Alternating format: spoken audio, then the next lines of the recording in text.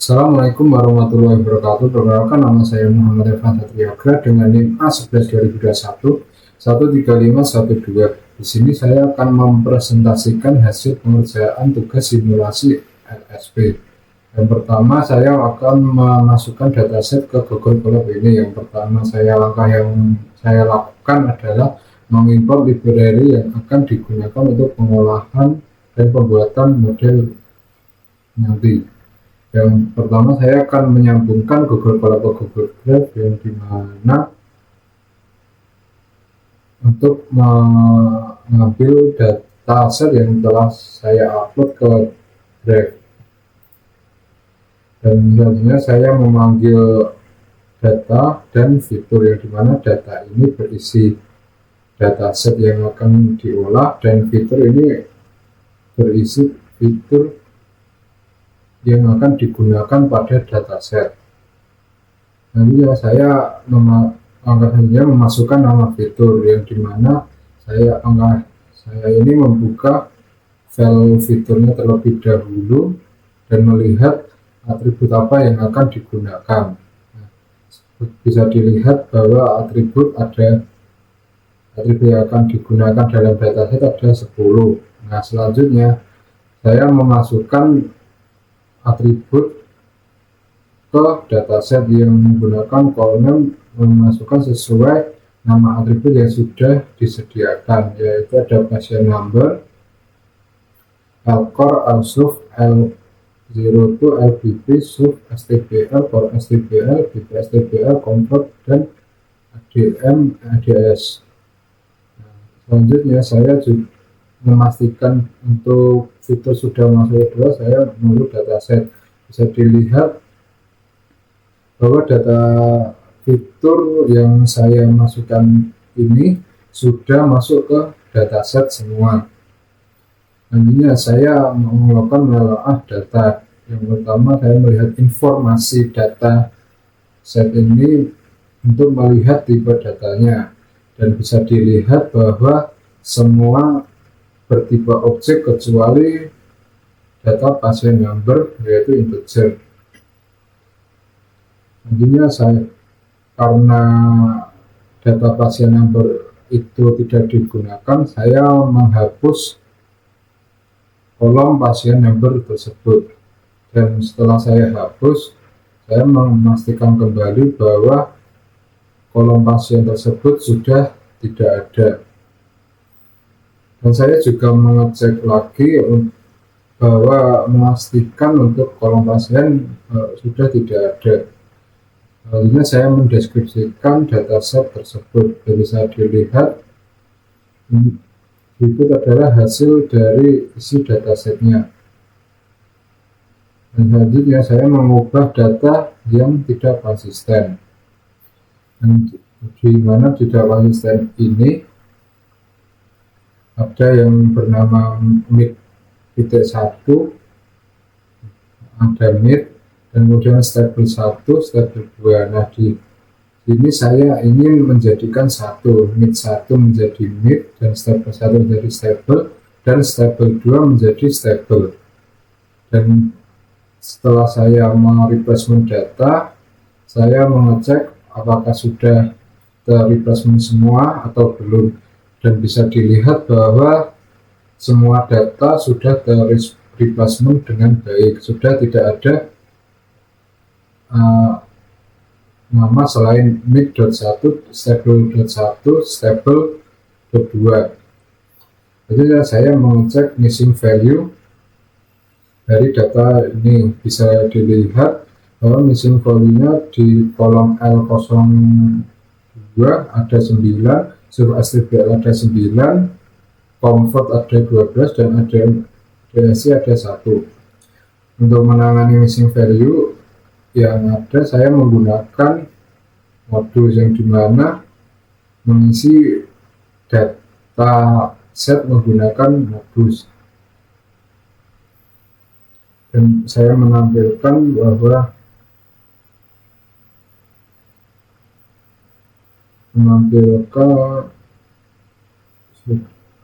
dan setelah saya tampilkan dataset ini, Dan saya juga mengecek missing value, memastikan apakah masih ada atau tidak. Setelah dicek ternyata missing value-nya sudah tidak ada. Nah, akhirnya saya mengecek data dan menghapus duplikat data.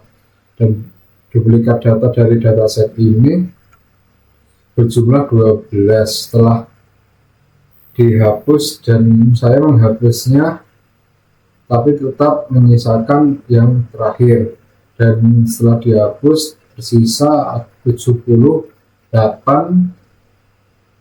baris. Hanya saya memvisualisasikan distribusi dari masing-masing fitur.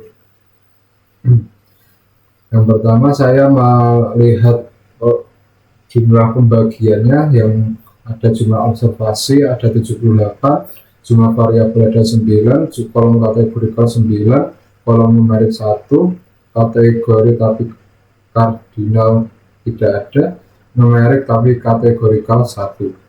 Nah, saya memvisualisasikan dari fitur-fitur yang ada di dalam dataset. Bisa dilihat bahwa dari fitur-fitur ini dan bisa dilihat ini merupakan hasil dari fitur-fitur yang ada di dalam dataset. Di sini saya memvisualisasikan menjadi dua, ada bar plot dan pie plot. Nah, saya membuat histogram untuk target, yaitu target yang di sini ada mohon maaf, untuk histogramnya sendiri saya menargetkan ke comfort untuk melihat nilai comfort ada berapa banyak. Dan saya juga mengecek daftar-daftar yang ada di dalam dataset. Dalam daftar kolom kategorikal ada LCOR, LSUF, L02, LBP, SUF STBL, Core STBL, BP STBL, ADM, DSC, Comfort, dan kolom numerik Comfort, kolom numerik tapi kategorikal Comfort. Dan saya juga memvisualisasikan dari Comfort tersebut. Jadi saya mengecek fitur yang bertipe kategorikal dan mengkonversi menjadi numerik. Yang pertama saya mengecek datanya, dan selanjutnya saya mapping data agar menjadi integer, dan bisa dilihat ini low menjadi kosong, mid 1, height 2, epsilon kosong, put 1, stable kosong, stable 1, not stable 2. Dan setelah melakukan mapping data menjadi isi data menjadi angka semua, dan kecuali ADM DSC. Dan selanjutnya saya encode yang tabel ADM DSC, dan hasilnya seperti ini. Data selanjutnya saya mengubah tipe datanya agar bertipe integer semua, karena decision tree itu hanya bisa menggunakan integer. Dan lalu saya mengecek nilai korelasi atau heat map. Bisa dilihat bahwa dari korelasi ini yang sangat mendekati ada core STBL dan SUF STBL. Dan selanjutnya saya menyeleksi fitur yang ada, dan saya menghapus dua kolom, yaitu core STBL dan SUF STBL. Dan bisa dilihat dari menghapus kedua kolom ini bahwa data sudah tidak ada. Hanya saya membagi data. Di sini saya memvisualisasikan untuk pembagian dari ADM DSC. Bisa dilihat pada grafik ini menunjukkan bahwa persebaran target tidak seimbang. Oleh karena itu perlu diseimbangkan terlebih dahulu. Di sini saya menggunakan oversampling dikarenakan jumlah data yang digunakan tidak banyak. Salah satu metode yang oversampling yang saya gunakan adalah smooth. Yang pertama saya melempar library smooth, yang kedua melihat pembagian data X, data Y, selanjutnya mengimplementasikan smooth ke dalam dataset dan memvisualisasikannya, dan bisa dilihat sebelum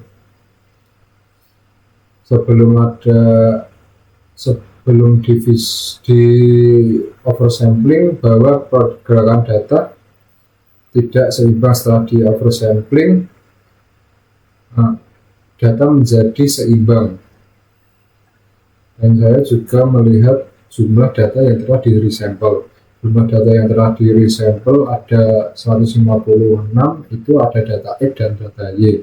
Kemudian saya membagi data trend dan data testing, dan bisa dilihat dari membagi kedua itu saya mendapatkan jumlah data trend sebanyak 124, jumlah data tes sebanyak 32. Ini saya melakukan modeling ini saya menggunakan decision tree, dan decision tree yang saya gunakan menghasilkan akurasi training sebesar 95,16% dan akurasi testing sebesar 81,25%. Dan saya juga mengoptimalkan hyperparameter, dan saya menggunakan grid search CV karena saya tadi sudah mencoba menggunakan random search, hasilnya lebih buruk dari sebelum di hyperparameter. Nah, dari grid search CV ini bisa dilihat bahwa hasil training dan testing sama dengan sebelum dilakukan hyperparameter. Hasil confusion metric garis pertama menunjukkan bahwa 7 true positif model memprediksi kelas A sesuai dengan label sebenarnya. Kemudian ada 1 false positif, label sebenarnya tabel E, 2 false positif sebenarnya tabel S. Garis kedua ada 13 true positif, model memprediksi dengan benar. Dan yang untuk kanan kiri bahwa tabel sudah tidak ada kesalahan untuk kelas lain. Baris ketiga ada 6 true positif, model memprediksi kelas S sesuai dengan label sebenarnya. 1 true positif, label sebenarnya label A, dan 2 false positif, label sebenarnya adalah I. Hasil nilai akurasi presisi recall pada training dan testing. Model decision tree dengan hasil hyperparameter tuning memberikan evaluasi performa sebagai berikut. 1. Hyperparameter optimal. Parameter ini dipilih berdasarkan cross validation score terbaik, yaitu 82,23%. Kedua, evaluasi akurasi. Akurasi training sebesar 95,16%. Model bekerja sangat baik pada data latih, menunjukkan kemampuan untuk mempelajari pola dari data training. Akurasi testing ada sebesar 81,25%. Performa model menurun pada data testing, namun menunjukkan generasi yang cukup baik. Ini ada classification report. Classification report memberikan detail performa untuk setiap kelas 0, 1, 2 berdasarkan precision, recall, dan advanced score. Kelas 0 precision-nya mendapat 88% dari prediksi untuk kelas 0 benar, recall 70% dari total kelas 0 diidentifikasi dengan benar, advanced score 78% keseimbangan antara precision dan recall. Kelas 1 ada 81%, recall 100% dari total kelas karena diidentifikasi dengan benar, tidak ada FN untuk kelas ini. Advanced score 90%. Kelas 2 precision 75%, recall 60%. 7%, F1 score 71%. Rata-rata akurasi yang didapat sebesar 81,25%. Average precision, recall, dan F1 score rata-rata dihitung tanpa memperhatikan proporsi kelas. Melihat average rata-rata dengan mempertimbangkan proporsi kelas pada dataset. Analisis performa yang pertama, akurasi testing sebesar 81,25% menunjukkan model memiliki performa yang baik untuk dataset. Yang kedua, overfitting, akurasi training 95,16%, jauh lebih baik dibandingkan testing 81,25%, menunjukkan sedikit overfitting. Model lebih baik memahami data latih dibandingkan generasi ke data uji. Yang ketiga, kelas 1 F1 score 90% memiliki performa terbaik karena memiliki lebih banyak data. Support sama dengan 13. Kalau yang keempat, kelas 0 dan 2 memiliki recall yang lebih rendah 70 dan 67%, menunjukkan beberapa data aktual tidak berhasil diprediksi dengan benar. Kesimpulan, model decision tree dengan hyperparameter tuning menunjukkan performa yang baik dengan akurasi pengujian sebesar 81,25%. Hasil ini mengidentifikasi bahwa model dapat mengenali pola dari dataset dengan cukup baik, meskipun masih terdapat sedikit overfitting.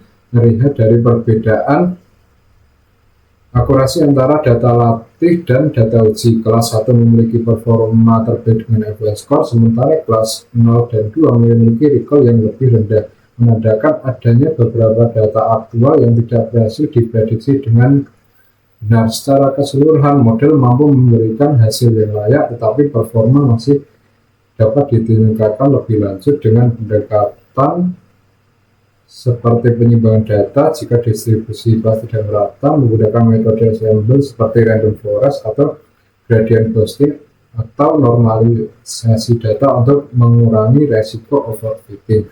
Sekian presentasi dari saya. Apabila ada kesalahan, mohon maaf. Wassalamualaikum warahmatullahi wabarakatuh.